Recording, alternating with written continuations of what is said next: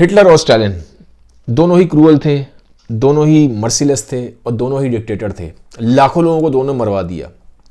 पर क्या इनकी पर्सनैलिटी एक जैसी थी या इनके अंदर डिफरेंसेस थे? आज इस चीज़ को हम जानेंगे इस वीडियो के थ्रू। ठीक है, तो इस वीडियो के लिए जो मैंने कंटेंट लिया है वो एक बुक से लिया है, Hitler and Stalin by Lawrence Rees, और सेकंड ये बुक है Lenin, Stalin and Hitler by Robert Gellately. तो अगर आप चाहते हैं डिटेल में जानना इन दोनों ही पर्सनैलिटीज़ के बारे में तो आप इन बुक्स को रेफ़र कर सकते हैं। अब पहले मैं बात करूंगा थोड़ा सा हिटलर के बारे में। हिटलर की जो पर्सनैलिटी थी ना वो बहुत डायनेमिक थी, बड़ी करिज्मेटिक थी। मतलब जब हिटलर बोल रहा है तो वो आपको एकदम हिप्नोटाइज कर देगा।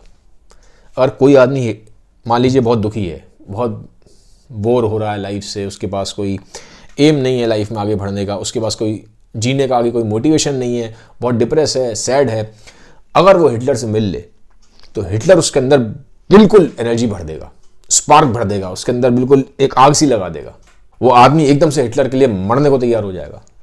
तो हिटलर की पर्सनैलिटी जो थी ना वो बड़ी डायनेमिक थी, बहुत करिज्मेटिक थी, एक जादू सा कर देता था वो लोगों के ऊपर। और ये मत समझिएगा कि उस टाइम जिन लोगों को एड्रेस करता था कि कोई वो इलिटरेट लोग थे, वो पढ़े लिखे नहीं थे, ऐसा नहीं था। हिटलर जिस क्राउड को एड्रेस करता था वो बहुत इंटेलिजेंट क्राउड थी। बहुत ही उस टाइम के जो इंटेलिजेंट लोग थे ना जर्मन के, वो हिटलर के फेवर में थे। तो उसकी जो पर्सनैलिटी थी वो बहुत डायनेमिक थी और बहुत ही मैग्नेटिक पर्सनैलिटी थी। और बोलता बहुत था हिटलर। ठीक है, मान लीजिए आप उसकी प्रेजेंस में बैठे हैं तो आपको बोलने का मौका नहीं देगा, घंटों घंटों 2-2 घंटे बोलता रहेगा और दुनिया भर के टॉपिक्स पे बोलेगा। ठीक है, बुक्स काफ़ी पढ़ रखी थी उसने, तो काफ़ी वाइड उसकी रीडिंग थी, तो वो बहुत सारे टॉपिक्स पे घंटों घंटों बोलता रहेगा, आपको बोलने का मौका नहीं देगा। और ये प्रॉब्लम तब हुई थी जब हिटलर का ही एक दोस्त था बेनिटो मुसोलिनी, वो इटली का डिक्टेटर था, उसको ही बोलने की बहुत आदत थी। तो जब वो हिटलर की प्रेजेंस में आया वो परेशान हो गया क्योंकि हिटलर ने उसको बोलने नहीं दिया, हिटलर खुद ही बोलता रहा। ठीक है, अब इसका कंपैरिजन अगर हम स्टालिन से करें तो स्टालिन की पर्सनैलिटी बहुत अलग है। स्टालिन बोलता ही नहीं था, बिल्कुल चुप रहता था, बिल्कुल चुप, बोलेगा नहीं। आप बोलते रहो, वो आपको घंटों घंटों बैठ के सुनता रहेगा, बोलेगा नहीं। और आप स्टालिन की प्रेजेंस में डरा हुआ महसूस करेंगे, यू विल फील टेरराइज्ड। टेरराइज्ड कैसे? स्टालिन का क्या था कि वो आपकी आंखों में दिखता था। जब आप बोल रहे हैं तो आपकी आंखों में देखेगा।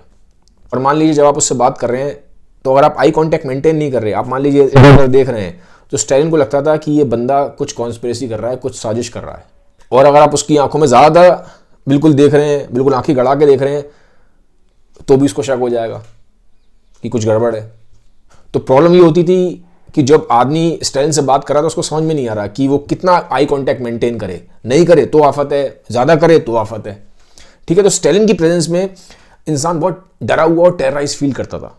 क्योंकि आप सोचिए एक आदमी एक तो बोल नहीं रहा, बिल्कुल बोल नहीं रहा, और सीधा आपकी आंखों में देख रहा है, चुपचाप बैठा और आपकी आंखों में देखा जा रहा है। तो डर लगता था लोगों की स्टालिन की प्रेजेंस से। हिटलर की प्रेजेंस में लोग डरते नहीं थे। बहुत लोगों को लगता होगा कि डिक्टेटर है तो उसकी लोग प्रेजेंस में डरते होंगे, नहीं, हिटलर की प्रेजेंस में कोई नहीं डरता था। तो उसकी प्रेजेंस में बहुत ही एलिवेटेड फील करते थे। क्योंकि मैंने आपको बताया कि हिटलर का क्या क्या था कि हिटलर आपके अंदर आग भर देगा, एकदम पंप कर देगा, आपको लड़ने मरने के लिए पंप कर देगा। ठीक है, तो उसकी प्रेजेंस में लोग डरते नहीं थे, लेकिन स्टालिन की प्रेजेंस में लोग डरते थे, एक बहुत टेरराइज, डरा डरा महसूस करते थे। इसलिए अगर मान लीजिए एक आदमी अगर हिटलर से मिलके आया है तो वो एकदम बहुत गुणगान करेगा हिटलर की, हिटलर वाह वाह, हिटलर क्या बोलता है, हिटलर जैसा कोई है नहीं, उसके लिए मरने मारने को तैयार हो जाएगा।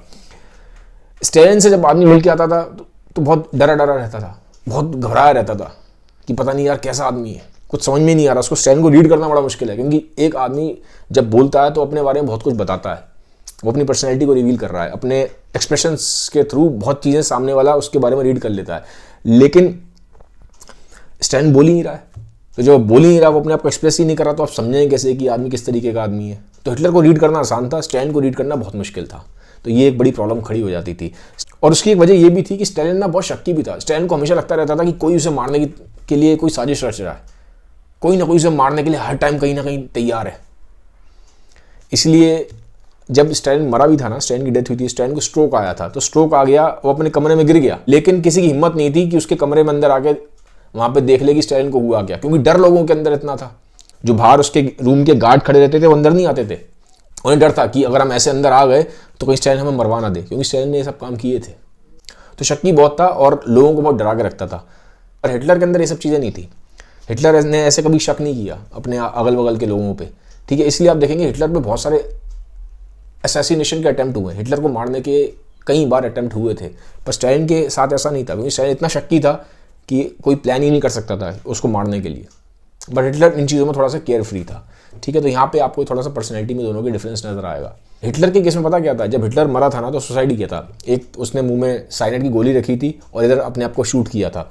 जैसे हिटलर ने अपने आप को शूट किया था रूम के अंदर, तो जो बाहर जो खड़े उसके गार्ड थे, साथ के लोग थे, सब उसके अंदर, सब अंदर आ गए थे रूम के अंदर, ठीक है। लोगों उनके अंदर डर नहीं था कि अंदर क्या हो गया, अगर हम देखने जाएंगे हिटलर को तो हिटलर हमें मरवा देगा, नहीं। तो इससे साफ साफ प्रूव होता है कि हिटलर के जो साथ के लोग थे वो हिटलर से डरते नहीं थे, ठीक है। वो उसको एडमायर करते थे बहुत ज़्यादा। बस स्टालिन के केस में ऐसा नहीं था, ठीक है। इनफैक्ट जब हिटलर की वहाँ जब अंदर डेथ हो गई थी और जब बाहर उसको उसकी डेड बॉडी को जलाया था, बंकर के बाहर ले जाकर उसकी डेड बॉडी को जलाया था, क्योंकि हिटलर का जो साथी था बेनिटो मुसोलिनी, मरने के बाद बहुत ही ज़्यादा उसकी डेड बॉडी की बेइज्जती हुई थी, उल्टा उसको टांग दिया गया था, लोगों ने काफ़ी ज़्यादा ह्यूमिलेट किया था उसकी डेड बॉडी पे। तो हिटलर को एक डर था कि कहीं ना कहीं अगर वहाँ पे उस टाइम पे सोवियत यूनियन की जो आर्मी पहुँच गई, रेड आर्मी, कहीं मुझे पकड़ लिया तो मरने के बाद मेरा भी ऐसा ही बेनिटो मुसोलिनी जैसा हाल ना हो। तो इसलिए हिटलर ने बोला था कि मेरी डेड बॉडी को जला देना। तो हिटलर को जब बाहर लेके गए तो उसकी जब बॉडी को जलाया भी था उसके साथियों ने, हिटलर को जलाने के बाद भी, तो हिटलर के जो साथी थे ना, हिटलर को जलाने के बाद भी वहाँ जो खड़े हुए उसके साथी थे, उन्होंने हाथ ऊपर करके हेल हिटलर बोला था। तो इससे चीज़ क्लियर होती है कि कहीं ना कहीं हिटलर को लेके जो उसके साथी थे उनमें डर नहीं था और वो उसको एडमायर करते थे, उसके दीवाने थे। बट स्टालिन के केस में जो बाहर खड़े गार्ड्स हैं वो अंदर नहीं आ रहे, फियर है, डर है। इससे मालूम पड़ता है कि स्टालिन से के लिए लोगों के अंदर कोई एडमायरेशन नहीं था, एक फियर और डर था बहुत ज़्यादा। और थोड़ा सा डिफरेंस दोनों की पर्सनैलिटी में ये भी था कि हिटलर ना बैड न्यूज़ को फेक न्यूज़ मानता था। बैड न्यूज़ को फेक न्यूज़ कैसे, कि जैसे कि जब बताया गया था कि भैया हम वहाँ पे हार गए हैं, जब हिटलर की जो आर्मी थी, नाजी आर्मी, वहाँ पे सोवियत उस टाइम पे यूनियन में हार गई थी बैटल ऑफ स्टालिनग्राड में। तो जब हिटलर को बोला ना हम हार गए हैं, तो हिटलर ने इस बात को माना ही नहीं, वो मानता ही नहीं था। वो कहता था कि ये जो बैड न्यूज़ दी गई है ये सच ही नहीं है, ये झूठी न्यूज़ है, ठीक है। और कुछ कहता ही नहीं था। जैसे उसने सुना कि ये हमारी नाजी आर्मी हार गई है तो उसने उसको माना ही नहीं, ठीक है। बैड न्यूज़ को नहीं मानता था और चुपचाप उस रूम से चला गया, वो बाहर चला गया, उस रूम को छोड़ दिया उसने।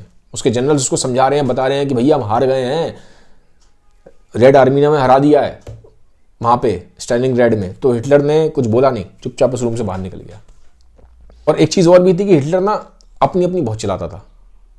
जैसे उसको समझाया जा रहा है, उसके मिलिट्री जनरल्स उसको समझा रहे हैं कि भैया ये चीज़ें आप ऐसे करो, ऐसे करो, यहाँ से मूव करो, यहाँ से मूव करो, यहाँ से मूव करना ठीक नहीं है। बट हिटलर के दिमाग में जो चीज़ बैठी है वो ही करेगा। आप समझाते रहो, जितना मर्जी बोलते रहो, नहीं, अगर यहाँ जाना तो यहीं जाएगा। जबकि उसके मिलिट्री जनरल समझा रहे हैं कि यहाँ से मत जाओ, यहाँ से चले जाओ, यहाँ से जाने में हम फंस सकते हैं, हम हार सकते हैं, लेकिन नहीं, यहीं जाऊँगा। तो वो क्या करता था, वो बहुत हद तक ना अपनी मिस्टेक से इतना लर्न नहीं करता था, बस अपने दिमाग में जो उसको चल रहा है बस वही चलाएगा। स्टालिन ऐसा नहीं था। स्टालिन को अगर उसके मिलिट्री जनरल समझा रहे हैं, बता रहे हैं, ठीक है, और उसको देखा कि पास्ट में ऐसी गलतियाँ हुई हैं, उससे गलती हुई अगर पास्ट में और उसको समझाया जा रहा है, इनपुट्स मिल रहे हैं, तो वो उनकी बात मानता था और वो अपनी गलतियों से सीखता था, ठीक है। तो ये थोड़ा सा डिफरेंस आपको दिखाई देगा और कहीं ना कहीं ये जो डिफरेंस है, ये डिफरेंस एक काफ़ी बड़ा रोल प्ले करता है वॉर के टाइम पे। और आप कह सकते हो कि ये एक वन ऑफ द रीजंस है, not the only reason but one of the reasons की जर्मनी की हार हुई थी स्टालिनग्राड की बैटल में। तो ये तो था दोनों की पर्सनैलिटी में डिफरेंसेस के बारे में। अगर मैं बात करूँ कॉमनैलिटीज़ के बारे में कि दोनों में क्या कॉमन था, तो ये कह सकते हो कि दोनों का अपने फादर से रिलेशन अच्छा नहीं था। हिटलर चाहता था कि वो आर्टिस्ट बने, बट हिटलर के फादर चाहते थे कि वो एक गवर्नमेंट ऑफिसर बने। तो हिटलर का अपने फादर से कभी रिलेशन अच्छा नहीं रहा। सेम स्टालिन का भी था। स्टालिन के फादर एल्कोहलिक थे, स्टालिन को बहुत मारते थे, तो स्टालिन का भी अपने फादर से रिलेशन अच्छा नहीं रहा। तो ये दोनों में कॉमन था। सेकेंड चीज़, दोनों एक यूटोपिया के वर्ल्ड में जी रहे थे। हिटलर चलता था रेशियल आइडियोलॉजी पे कि जो जर्मन्स हैं वो सुपीरियर हैं, ठीक है, हमारे अंदर प्योर ब्लड है, दुनिया पे हम ही राज करेंगे, ठीक है, हम क्योंकि हम सुपीरियर रेस हैं। तो हिटलर चलता था रेशियल आइडियोलॉजी के ऊपर। उसके दिमाग में यूटोपिया था, जर्मनी की रेस की सुप्रीमेसी को लेके। और जो स्टालिन था, स्टालिन बिलीव करता था कम्युनिस्ट आइडियोलॉजी में। तो दोनों ही अगर आप देखेंगे किसी न किसी यूटोपिया में बिलीव कर रहे थे और अपनी आइडियोलॉजीज़ को परस्यू कर रहे थे। तो इस वीडियो में मैंने आपसे डिस्कस किया दोनों ही पर्सनैलिटीज़ के बारे में, हमने डिफरेंसेस देखे और कुछ एक आधा कॉमनैलिटीज़ को देखा। तो आई होप ये वीडियो आपको इन्फॉर्मेटिव लगा होगा। अगर इस वीडियो से आपने कुछ सीखा है तो उसको सबके साथ शेयर ज़रूर कर दीजिएगा। Have a nice day, bye bye, take care.